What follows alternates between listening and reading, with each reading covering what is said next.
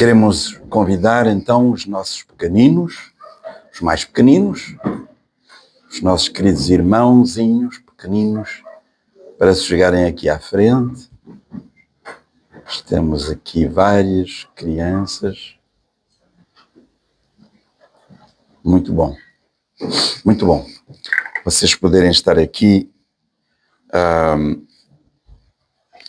porque neste momento a atenção vai toda para vocês. É isso que é importante. Vocês sabem que Jesus ama muito as crianças, não é verdade? Ele ama muito as crianças. Deu a vida por vocês também. E esta manhã eu quero contar-vos uma pequenina experiência. Num pequeno vale vivia um menino chamado Tiago.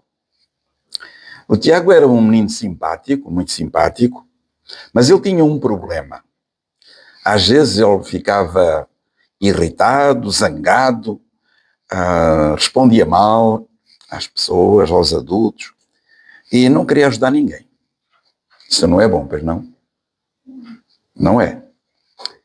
Zangar-se, ficar irritado, responder mal, não querer ajudar. Era muito mau. Um dia, o Tiago, depois de ter empurrado um colega na escola, que se magoou por causa desse empurrão, ele foi para casa muito triste. Chegou a casa muito triste e os pais, havia mais gente lá em casa. O avô dele era pastor de igreja também. E repararam que o Tiago estava muito triste. E de repente o avô aproximou-se, tranquilo, e sentou-se ao pé dele e perguntou: "Ó Tiago, o que é que se passa contigo?" E ele respondeu: "Ó avô, eu não sei o que é que se passa comigo. É como se dentro de mim houvesse um coração de pedra. Um coração que não quer ouvir, não quer ajudar. Um coração mau. Não sei o que é que se passa." E o avô dele, como já disse que era pastor, sorriu e foi lá fora buscar uma pedra do chão e disse: "Olha, Tiago, um coração de pedra é duro, é frio, não sente, como esta pedra aqui. Mas Deus fez uma promessa muito especial na Bíblia. E eu vou dizer para vocês qual foi. Deus disse: eu dar-te-ei um coração novo e porei dentro de ti um espírito novo."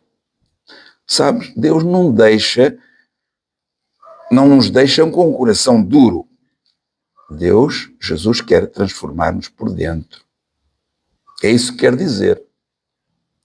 Depois o avô achou que era melhor explicar aquilo ao Tiago. Foi buscar um pedacinho de plasticina. Vocês sabem o que é? Plasticina, vocês têm na escola, não é? Não têm? O que é que vocês têm na escola? Não tem uma massa, como é que se chama isso para moldar? Eu acho que era plasticina, não é? Ou há outro material? Para vocês moldarem, fazerem bonecos. Ou já não existe isso na escola? É na pré-escolar só. Pois é. Agora é contas, ler, etc, não é? Mas eles sabem o que é plasticina. Porque eu vejo os meninos mais velhos a brincar. Não é na escola, é em casa, não é? Tens ali? Pronto. E ali não é pré-escolar. Pronto, seja como for. O avô foi buscar, porque ele tinha lá em casa. O Tiago também era mais ou menos da vossa idade. E foi buscar a plasticina. O avô foi todo contente, trouxe a plasticina. E colocou na mão do Tiago, que ele conhecia. "Olha, tu vês esta plasticina?" disse ele. "Esta plasticina é suave, é moldável, como tu sabes. Pode tomar a forma que tu quiseres. E é assim que Deus quer também. Quer fazer. E é assim que o coração de carne, um coração que Ele faz, um coração novo, que Ele nos dá, um coração que ouve, que ama, que quer fazer o bem. Moldável, não é? Vocês conseguem moldar uma pedra? Não pode. Aquilo é duro, não é? É frio. É. O Tiago apertou a plasticina e sorriu. Então ele disse: "Avô, Então eu posso pedir a Deus um coração assim? Claro, disse o avô. Sempre que tu sentires que o teu coração está duro, tu podes pedir a Jesus, diz, Senhor, dá-me um coração novo, moldável, suave, bom. E Jesus faz essa transformação. E naquele dia, sabem o que é que o Tiago fez?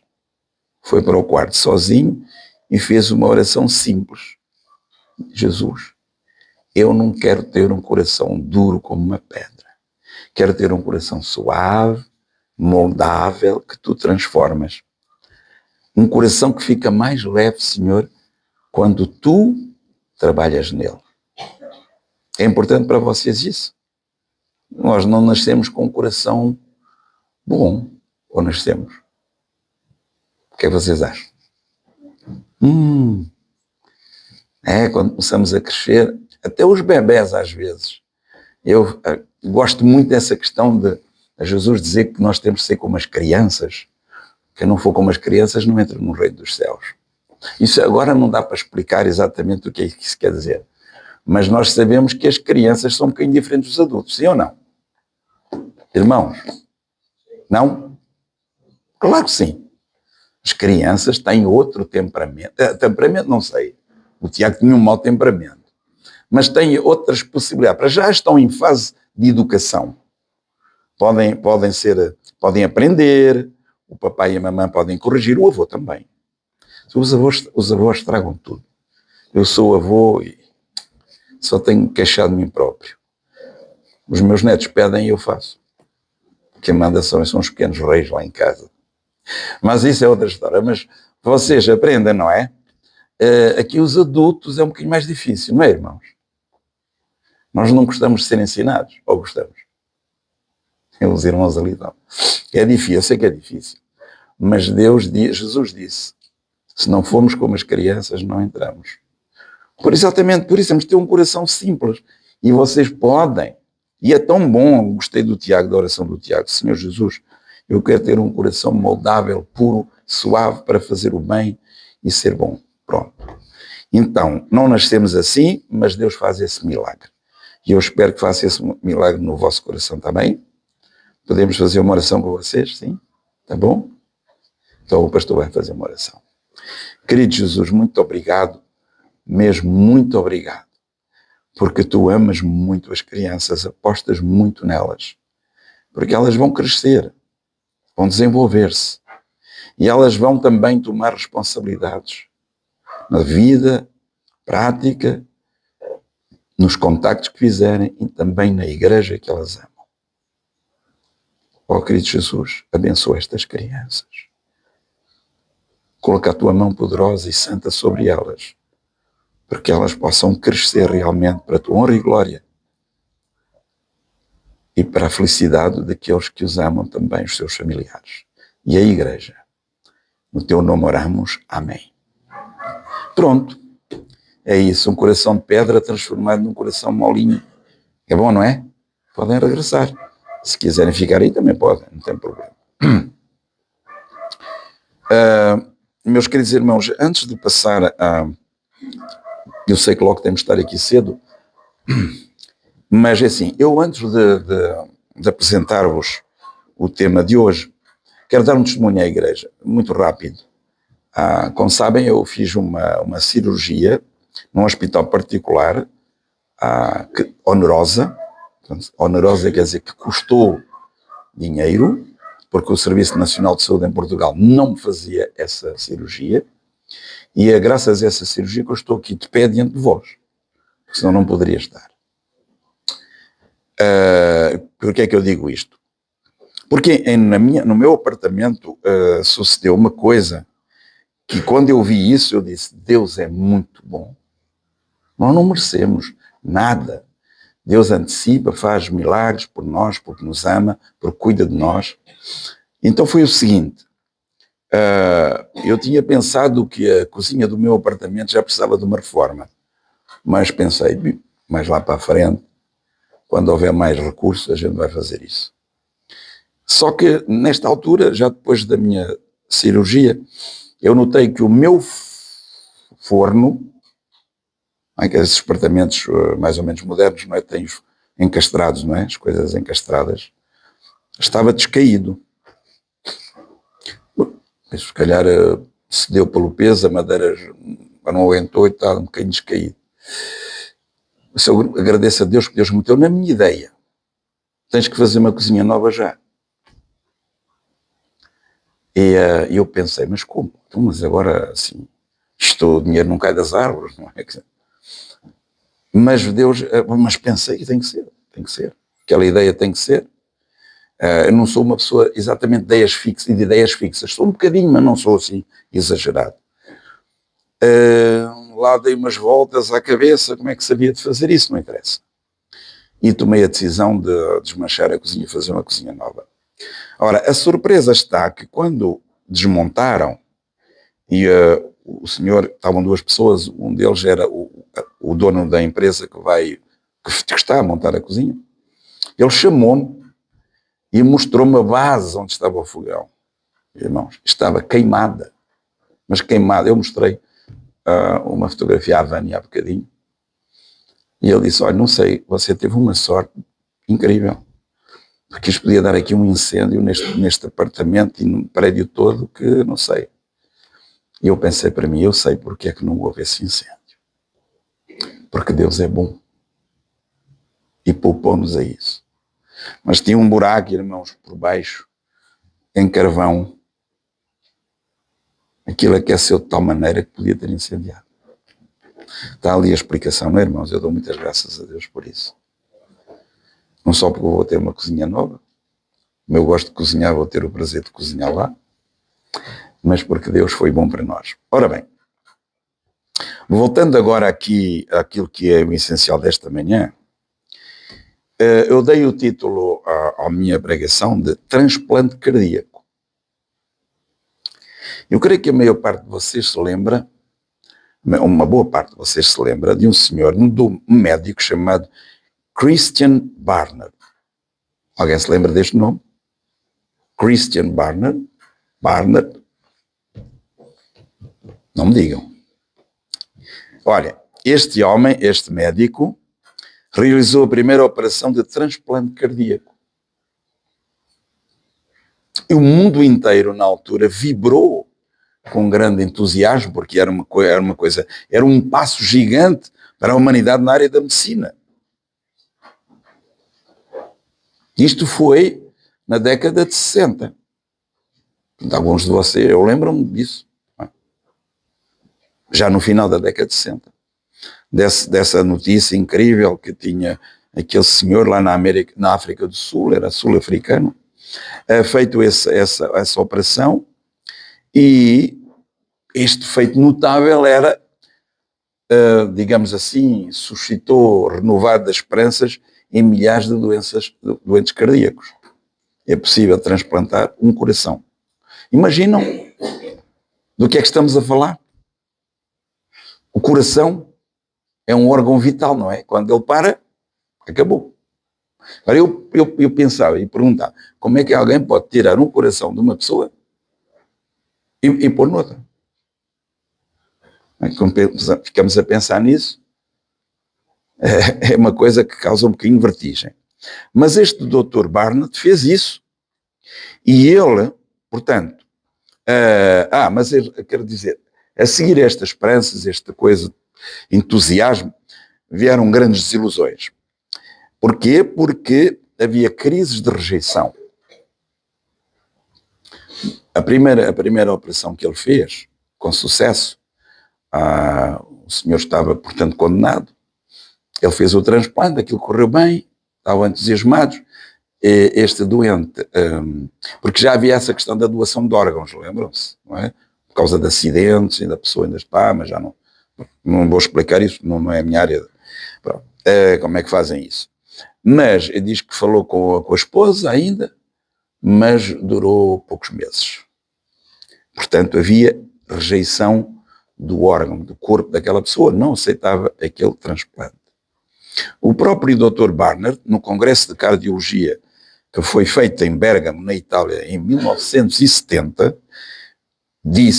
declarou que não iria realizar mais nenhum transplante de coração enquanto não fosse resolvido o problema da rejeição. Sensato, não é? Aliás, este médico ficou mais... Eu estive a ver a biografia dele, lembro-me perfeitamente da notícia na altura, mas estive a ver mais um bocadinho da biografia. Ele ficou mais famoso porque ele, ainda jovem, médico jovem, conseguiu criar um tratamento para um problema grave de intestino. Não vou entrar em pormenores, mas ficou muito famoso também por causa disso. E depois por causa deste primeiro transplante de coração. Ele disse, não vou fazer mais nenhum transplante enquanto este problema da rejeição não for resolvido. Bem, com o tempo, irmãos, e também com incansáveis pesquisas na área, o aperfeiçoamento de técnicas cirúrgicas, a utilização de um novo produto que ajudava o organismo a aceitar o transplante, novas operações foram realizadas com sucesso e agora sim havia razão para ter otimismo. Embora as notícias relacionadas com este assunto tenham sido divulgadas na altura com um grande alarde, sensacionalismo, esta operação não é mais importante do que o transplante espiritual mencionado na palavra de Deus. E é aí que eu queria que vocês me acompanhassem também, lendo comigo em Ezequiel, no capítulo 36, versículo 26. Está bem, irmãos? Vamos lá. Ezequiel 36, 26. E lá na palavra de Deus lemos Deus falando, dizendo, e vos darei um coração novo e porei dentro de vós um espírito novo e tirarei o coração de pedra da vossa carne e vos darei um coração de carne. Obviamente que esta linguagem da parte do Senhor é metafórica, não é? É metafórico. Compreendemos o que é que Deus quer dizer, não é? Estava aqui a explicar às crianças, naquela pequena história, que o que Deus faz é alterar a nossa inclinação para o mal, já que nascemos assim. Então Deus promete, é Ele que diz, e vos darei um coração novo. Essa é a promessa de Deus. Porei dentro de vós um espírito novo. Cá está, acrescentar isso do espírito em linguagem bíblica é de facto daquilo que se passa na nossa mente. Uma inclinação nova, não para o mal, mas para o bem. E depois diz, e tirarei o coração de pedra da vossa carne e vos darei um coração de carne. É metafórico, mas é bem expressivo. Também lemos em Romanos, no capítulo 5 e no versículo 12, para dar um contexto a isto, Romanos 5, versículo 12, que diz assim, na palavra de Deus, assim como por um só homem entrou o pecado no mundo, e pelo pecado a morte, assim também a morte passou a todos os homens, porque todos pecaram. Cá está. Todos, isso quer dizer que toda a humanidade estava condenada. Não é isso que diz? Por um só homem entrou o pecado no mundo e pelo pecado a morte.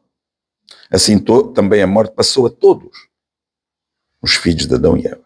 Cada filho de Adão nasce, vamos dizer assim, irmãos, utilizando a metáfora que Deus utilizou em Ezequiel, cada filho de Adão nasce afligido por graves enfermidades cardíacas crónicas, caracterizadas, vamos dar algum exemplo, orgulho, cobiça, avareza, ódio, só para mencionar algumas, queridos irmãos. Então, o que é que faz o grande cirurgião Jesus, o Senhor Jesus Cristo? Ele diz, vos darei um coração novo, eu vou fazer essa cirurgia, porei dentro de vós um espírito novo, tirarei o coração de pedra da vossa carne, vos darei um coração de carne. Eu pergunto, irmãos, se uma cirurgia literal, física, tirar um coração de alguém e transplantar, já é uma coisa complicadíssima para o nosso entendimento. O que é que vocês dizem sobre esta pretensão ou esta oferta do nosso Deus. O que é que dizem? Será uma coisa fácil de fazer? Digam vocês. Eu posso dar o meu testemunho e dizer, não é nada fácil isso. Isso até é uma coisa que transcende o nosso entendimento. Mas como Deus fala, e Ele é o Deus dos impossíveis, então, vos darei um coração novo, diz Ele. Ou seja, isso quer dizer, irmãos, como eu disse há pouco, uma nova disposição mental. É excelente em si mesma, muito diferente daquilo que era antes. E já que estamos a falar em testemunho, eu constantemente, já na minha idade, portanto, não é uma idade muito avançada, sou um jovem idoso, digamos, mas lembro-me que quando conheci o Evangelho, eu não queria ir à igreja, já testemunhei isso aos irmãos, estava sempre a ver quando é que a minha mãe obrigava-me a ir, estava a ver quando é que eu podia escapar da igreja. Mas Deus fez milagre. Eu, a determinada altura, comecei a gostar de ir à igreja, não sei explicar porquê. Deus sabe, eu não sei explicar. É assim que Ele trabalha. Mas quando eu estava feliz lá, e já tenho isto, eu ficava sempre no final da igreja, perto da porta, porque quando era para sair, eu era o primeiro a sair. Depois passei para a frente, onde era a classe de jovens. Vocês agora estão a perceber porque é que a classe de jovens é aí, não é? Porque é que não é lá atrás?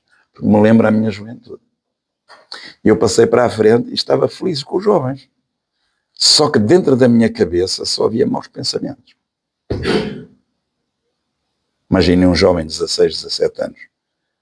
Eu só queria estar com os meus amigos, com as minhas amigas, e fazer aquilo que um jovem que não era crente fazia. E eu ia para casa, às vezes mesmo na igreja, assim, Senhor, como é que é possível? Como é que eu vou ser feliz aqui com a minha cabeça assim? E essa foi uma luta. Por isso é que essas coisas são subjetivas, não é? Não posso provar a ninguém com um filme que Deus existe ou que Ele faz milagre. Não posso. Nem vocês, nem eu. Mas isso ninguém me tira. Depois de muita luta, Deus fez essa operação.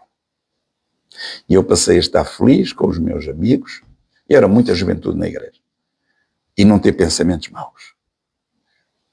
Isso nós não conseguimos fazer.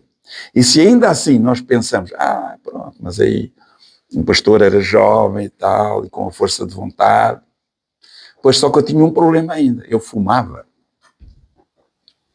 Fumava desde os 12 anos.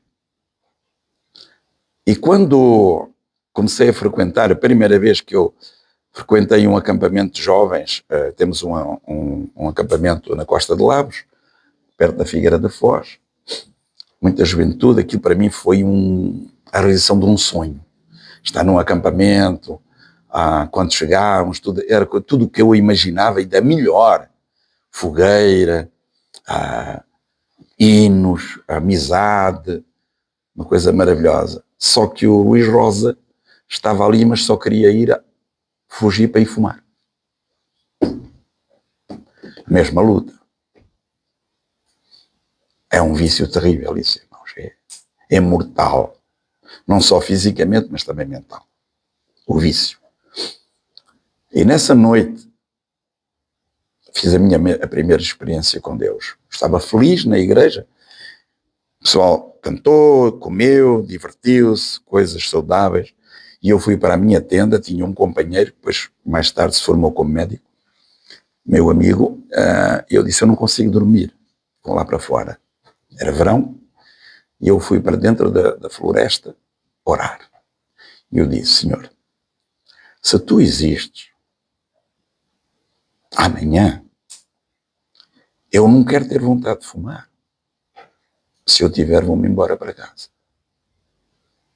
Pois claro, não é? Um jovem de 16, 17 anos, é assim ou é assim. Acabou. E meus queridos, desde aquela manhã até hoje, nunca mais tive vontade de fumar. Deus é bom. Ele opera milagres, Ele transforma o coração. E eu trabalhei muitos anos com pessoas, tínhamos um programa que agora já não está atualizado, que era o Plano de 5 dias para deixar de fumar. Eu trabalhei muitos anos com esse plano para ajudar pessoas dependentes do tabaco, e aí aprendi, fazia a parte psicológica e os médicos faziam a outra parte, que a dependência psicológica é pior que a outra. Aquela parte em que a nicotina tem efeito no corpo é solúvel em 24 horas, bebendo água, a dependência psicológica não sai. E eu dizia, meu Deus, então tu, em poucas horas, conseguiste resolver esse problema na minha mente, de um jovem. Maravilha. Bom, e ficava aqui a manhã toda a contar os milagres na minha vida, mas é assim. E vocês também podiam contar. Se algum dia quiserem contar um milagre da transformação da vossa vida, este lugar aqui é vosso. Dou-vos 5 minutos para contar esses milagres. Está bem? Isso é importante. Portanto, aqui, uma nova disposição mental, eu vos darei um coração novo, uma mudança de uma vida mais carnal para uma vida mais espiritual, é isso que Deus faz, e um coração em que a lei de Deus começa a ser escrita. Cá está a questão. Quando nós começamos a amar as coisas de Deus, Ele escreve a sua lei no nosso coração. Um espírito santificado, na qual a omnipotente graça de Deus é vitoriosa. E tirarei o coração de pedra da vossa carne, ou seja, este coração duro, que não tem sentido, que é insensível, inflexível, este coração incapaz e avesso a receber as impressões divinas e a devolver afetos devotos. Eu conheci irmãos que antes eram pessoas intragáveis, o termo é esse, intragáveis, que depois de receberem esta cirurgia se tornaram pessoas mais afáveis, mas incomparável. Isso. Podia falar de mim, não é? É verdade, já tenho contado. Eu era um peste. Respondia mal, estava sempre a inventar coisas más. Quando eu entreguei o meu coração a Jesus, alguns amigos meus perguntavam, mas não parece a mesma pessoa? E de facto não era. Pela graça de Deus. E vos darei um coração de carne, ou seja, um coração mais macio, mais terno, que exercita sentidos espirituais, consciente das dores também e dos prazeres espirituais, um coração com outro temperamento, que ouve a lei de Deus e que treme diante do infinito. Mas, meus queridos, esta cirurgia tem o seu preço. Da mesma maneira como nos casos de transplante físico, foi necessário haver um doador. E esse doador teve de morrer a fim de que o transplante se consumasse. Nenhum cirurgião vai tirar um coração de uma pessoa saudável para pôr noutra que está doente. Isso não existe.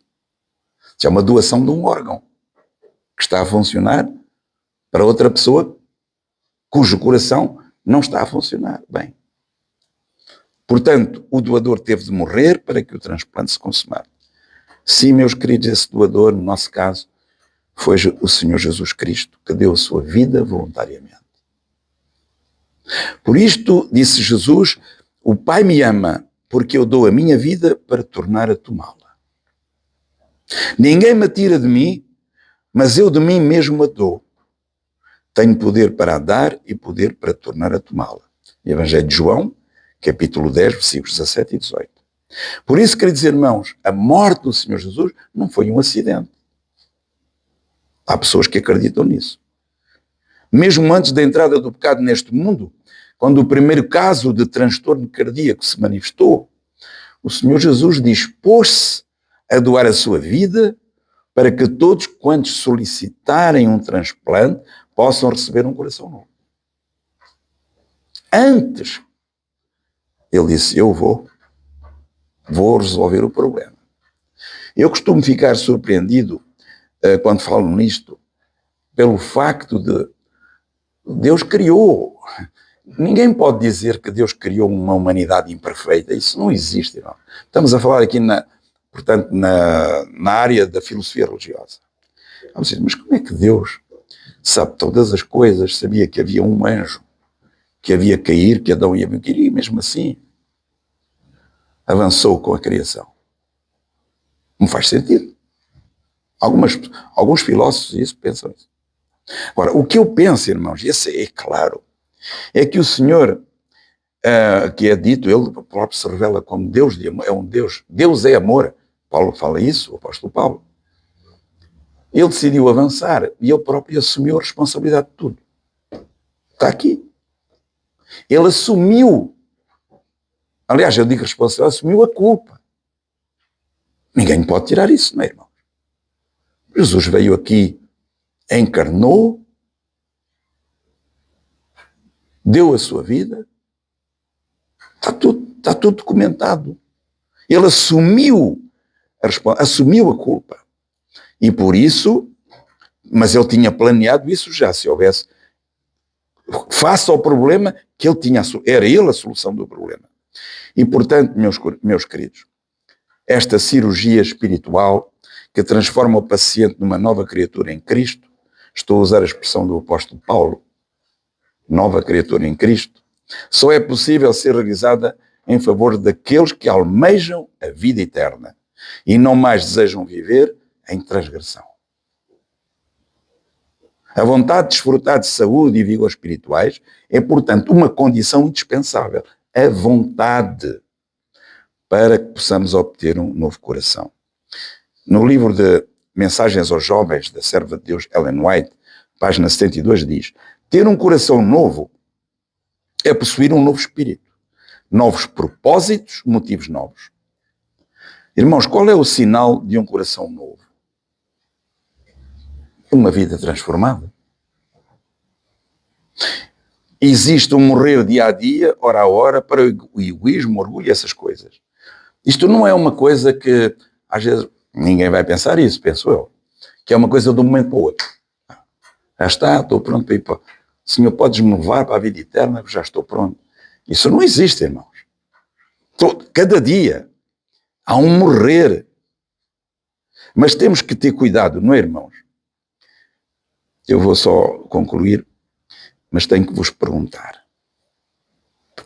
Como é que está o teu transplante, querido irmão, querida irmã, querido jovem? Está a correr bem? Ou está em vias de rejeição? Como é que está o teu transplante? O grande médico, o Senhor Jesus, ele quer que tu tenhas vida, que eu tenha vida. E vida, como ele disse, em abundância. Já estava a projetar para a vida eterna. Mas se tu estás, ou eu, a ter um comportamento contrário à tua saúde espiritual, então estás em perigo de vida. Certo? Por que é que eu digo isto? Porque nós precisamos de nos comprometer em seguir à risca todas as indicações pós-operatórias prescritas pelo grande médico. Caso contrário, o transplante falhará. Eu próprio fui submetido a uma cirurgia complicada, com novas tecnologias, mas no meu guarda-fato eu pus uma folha A4 com tudo aquilo que o médico disse que eu tinha que fazer, para não me esquecer.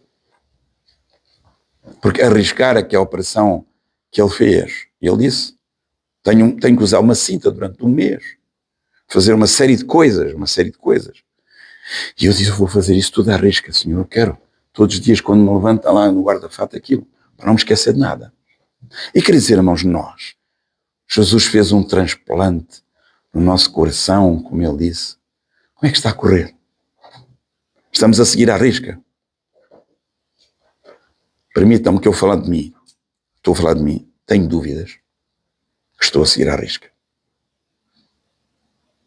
E então estou a comprometer essa grande operação, irmãos. Sabem disso, não é? Até o nosso último suspiro, tudo pode acontecer. Mas não é para falhar nada.